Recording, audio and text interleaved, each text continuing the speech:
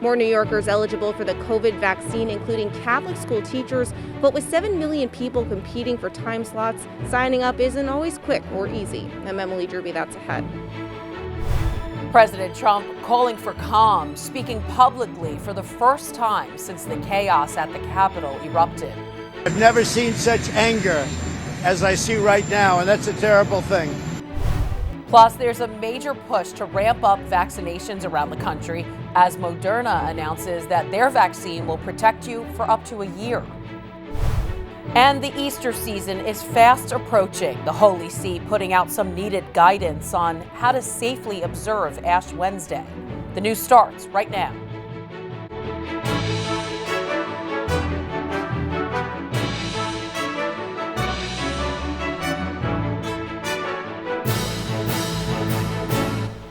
Good evening, I'm Christine Persichetti. Major changes to the vaccine rollout after weeks of intense criticism over the sluggish process.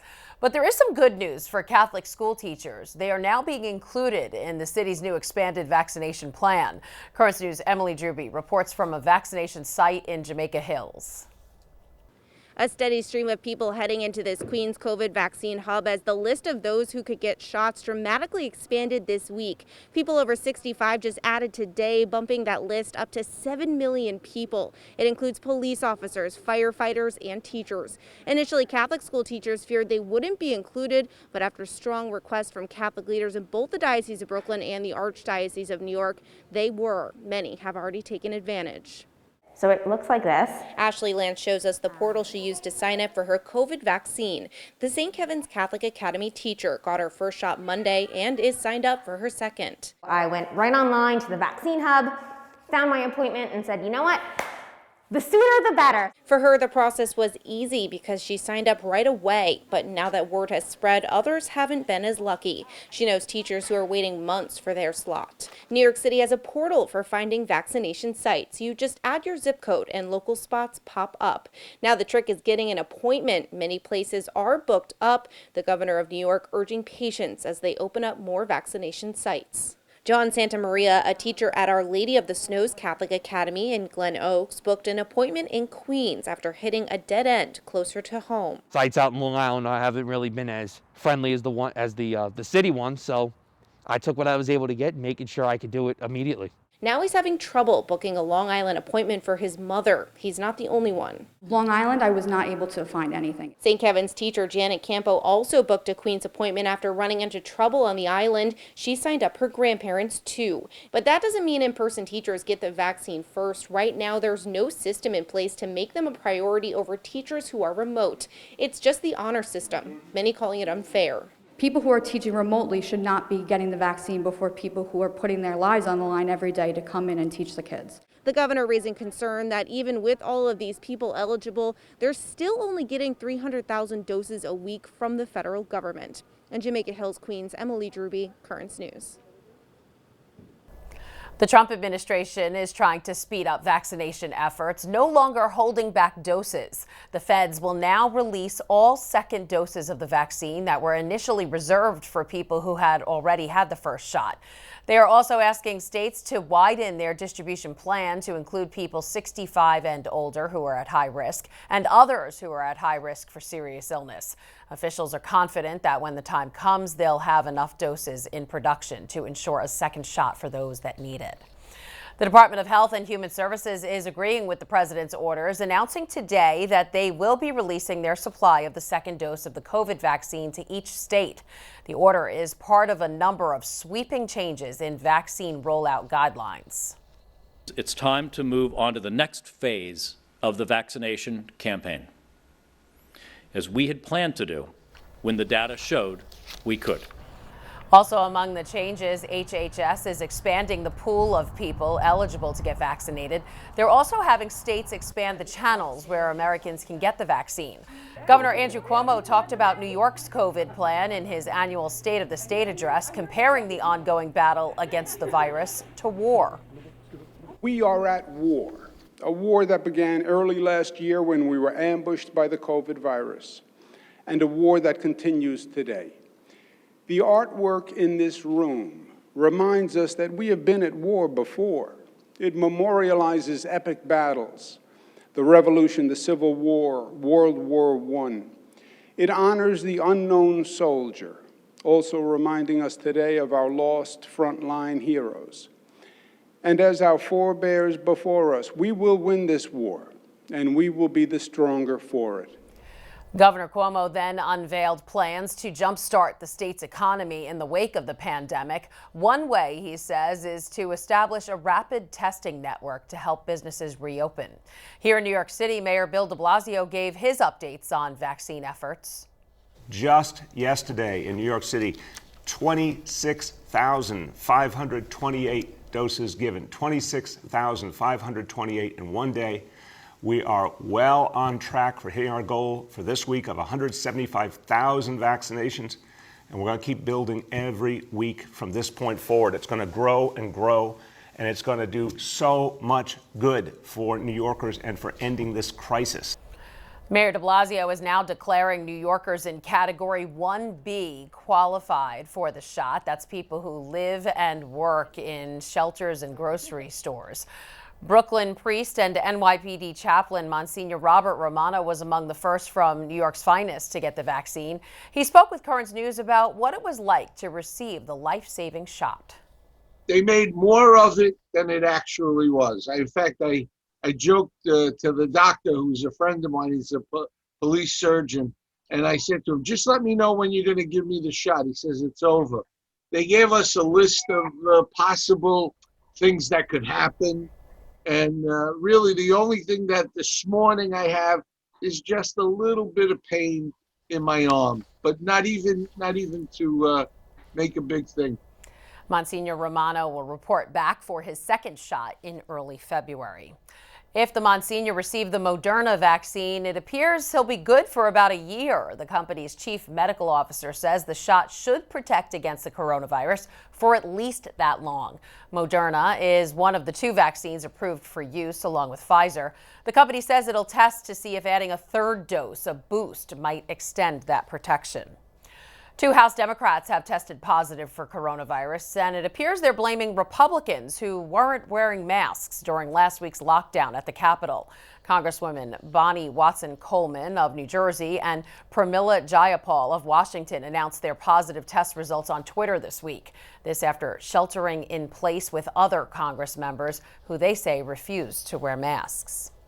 President Trump appeared in public for the first time on Tuesday since the chaos at the Capitol. He defended his comments at the rally as totally appropriate and warned that the impeachment talk on the Hill could stir up more trouble.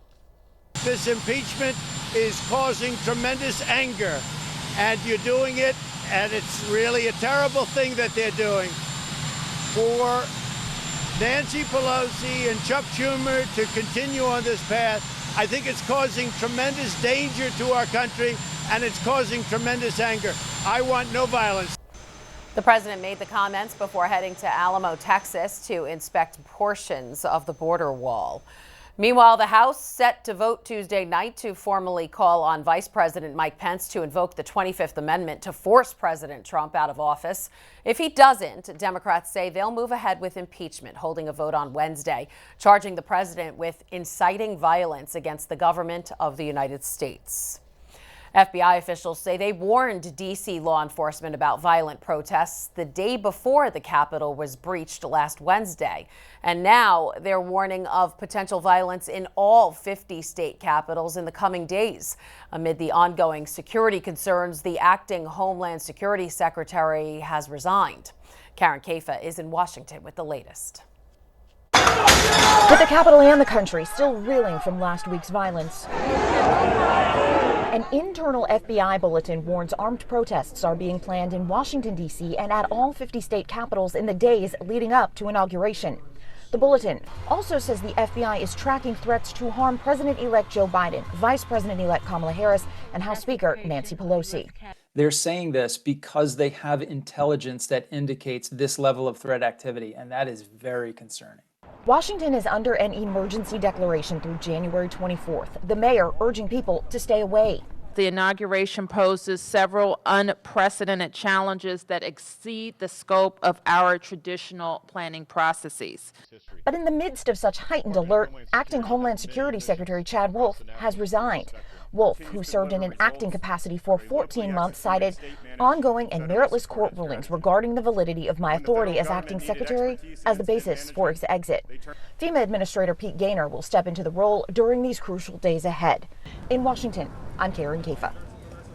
Still ahead in this newscast, St. John's University political expert Brian Brown joins us to talk about the future of the Trump presidency and the balance of power once President-elect Biden takes over. That's still ahead.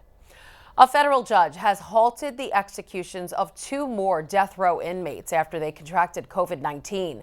This as U.S. bishops call once again for an end to the federal death penalty, saying it's long past time to abolish its use. A stay of execution was also granted to the first female inmate in over 70 years. Lisa Montgomery was scheduled to die Tuesday by lethal injection for the 2004 murder of a pregnant woman. The bishops are asking President Trump to put an end to the executions and are also asking President-elect Biden to make this a priority. The bishops writing in a joint statement following a year where the federal government for the first time executed more people than all 50 states combined. There are 3 more federal executions scheduled for this week. It is long past time to abolish the death penalty from our state and federal laws. There's a lot more news headed your way. The Vatican issues guidelines for Ash Wednesday as planning for the Easter season in the time of COVID is underway. Plus, security concerns on the minds of many. A weary, war-torn Iraq awaits a papal visit from the Holy Father. And I didn't think he was going to make it. I didn't think he was going to be able to suppress the COVID. But her baby boy did make it. Now this overjoyed mom is calling it a miracle. Their remarkable story is coming up.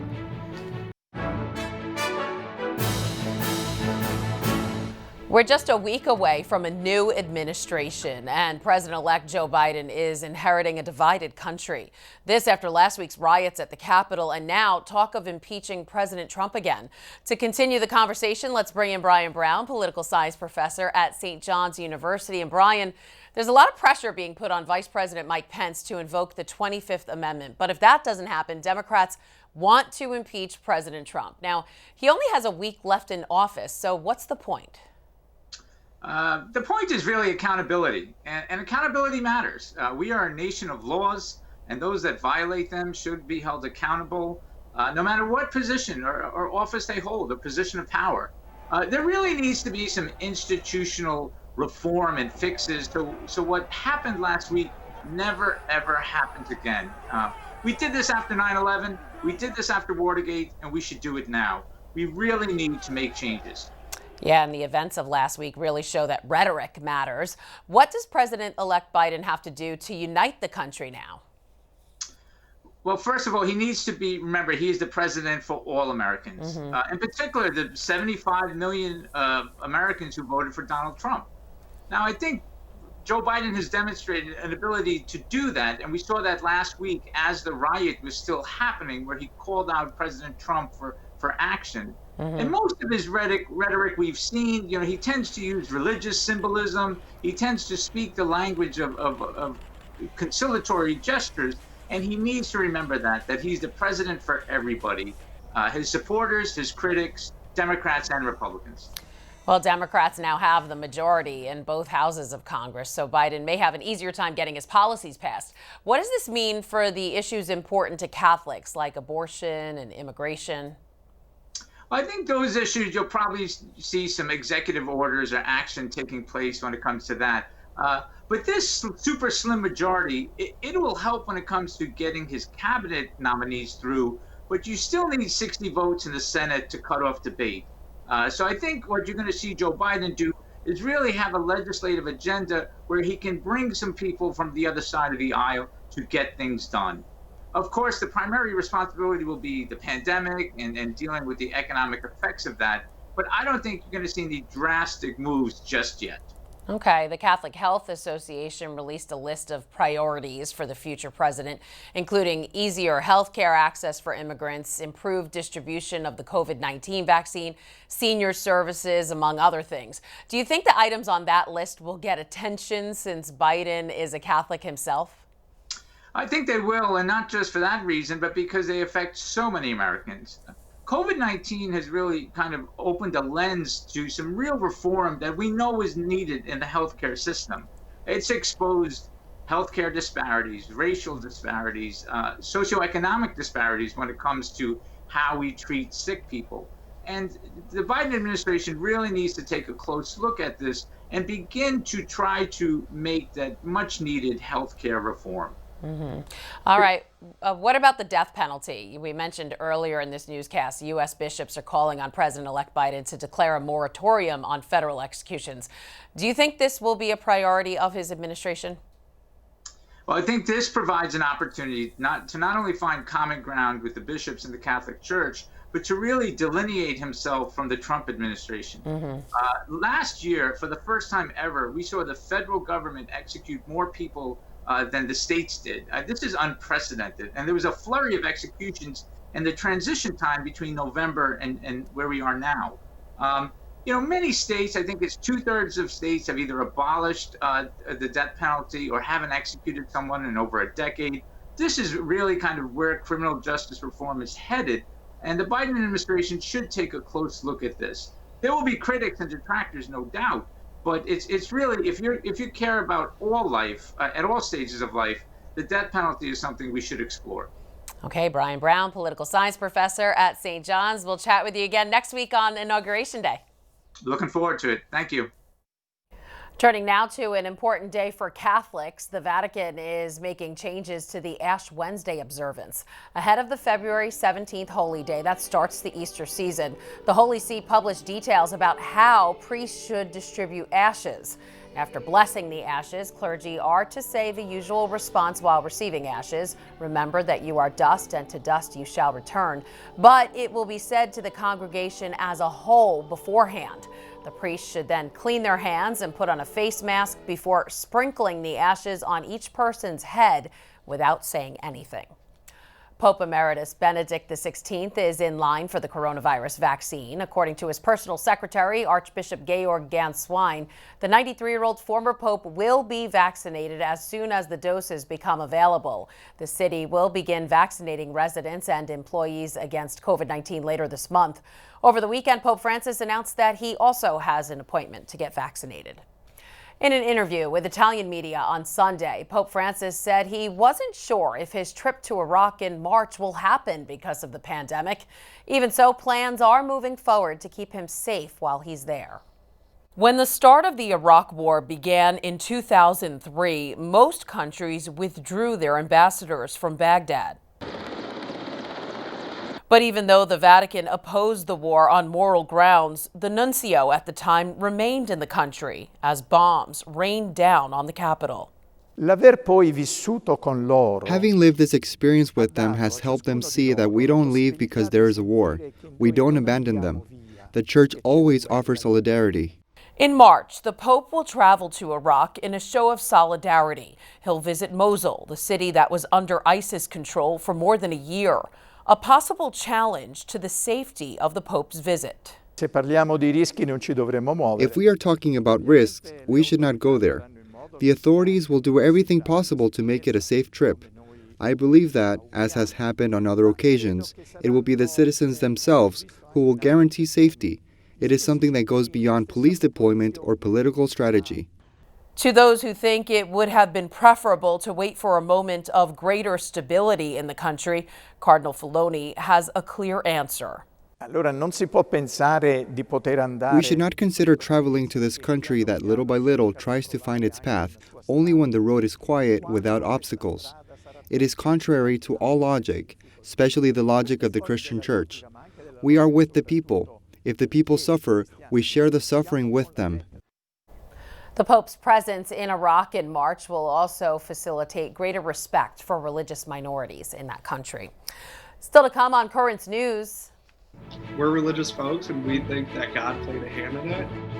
A beloved family pet separated by a historic flood is reunited with her family because of compassion and a little help from the man upstairs. And a miracle baby survives COVID-19 and a liver transplant at just 10 months old. Two great stories of survival when we come back.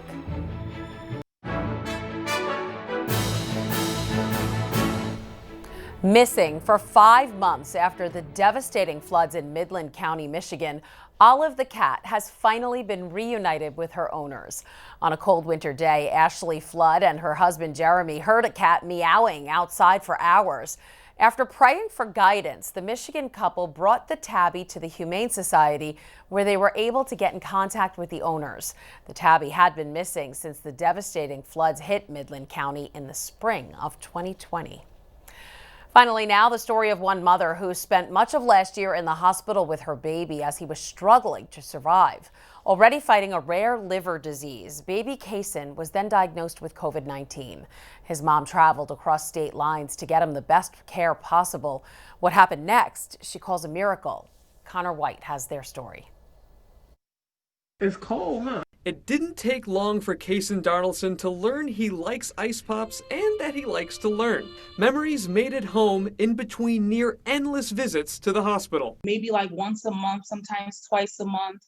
At just 2 months old, Kason developed a rare liver disease called biliary atresia. To improve his chances of survival, he'd need a liver transplant. His liver began to decline. We had to kind of like push up the stakes. His mom, Mattia, decided a hospital in Pittsburgh was the best option for her son's procedure. Between back and forth visits to Pittsburgh, waiting for news about a donor, Mattia found herself back at upstate in Syracuse after Kason developed a fever. I'm sorry, I'm getting emotional. Mattia was told 10-month-old Kason had tested positive for COVID-19, having no idea where the virus had come from. I didn't think he was going to make it. I didn't think he was going to be able to suppress the COVID. After 4 days in the hospital, Kason did make it. He always seems to wow his doctors. He is a blessing. He is a blessing and he is a miracle. Just 2 weeks later in December, another miracle. Kason had a liver donor. My heart was so overjoyed that's all I can do was cry. He got the procedure just this past Sunday, and Mom says he's in good spirits. A miracle to start the new year, but he still has a long journey ahead. He's going to have to spend about 6 months recovering in the hospital, and for his family, it means relocating from here in Syracuse to Pittsburgh. The financial hardship of that is very hard. I have to juggle both home and my living arrangements here. Strong little boy. That was CONOR White reporting. Kason will be celebrating his first birthday this week on the 14th, so happy birthday to Kason.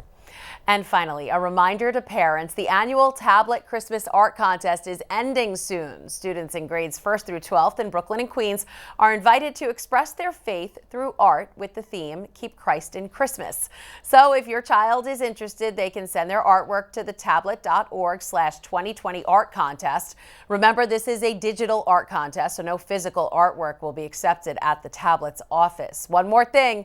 This Wednesday, January 13th, is the deadline, so you have to submit those works of art before 5 p.m. that day. And that is Currents News. I'm Christine Persichetti. Thank you for joining us because we are putting your faith in the news. Hope to see you again next time.